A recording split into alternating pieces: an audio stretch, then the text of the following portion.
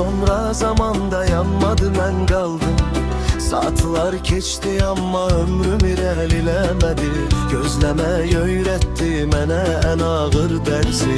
Bəzən insan yaşayır amma ürəyi nəfəs almır. Sənsizlik bir yoxluq deyil, İçimdə hər gün yenidən ölən bir ümiddir.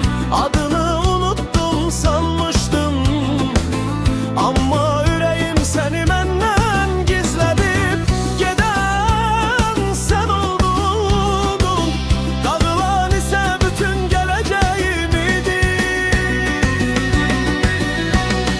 Bir vaxt səsini eşitdiyim küçələr indi susqun divarlar kimi üzümə baxır. Hatirələrim köhnəlmədi, sadəcə hər gün məni biraz da içimdən qırdı. Körpü insan ən çox sevdiyiyle yox, ona deyə bilmədiyi sözlərlə yarım qalır.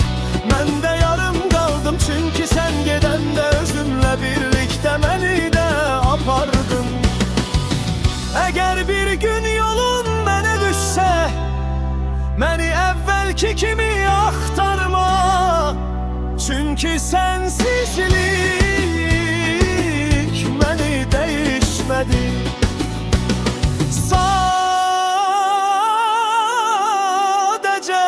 içimdə səni gözləyən o insanı səssizcə öldürdüm.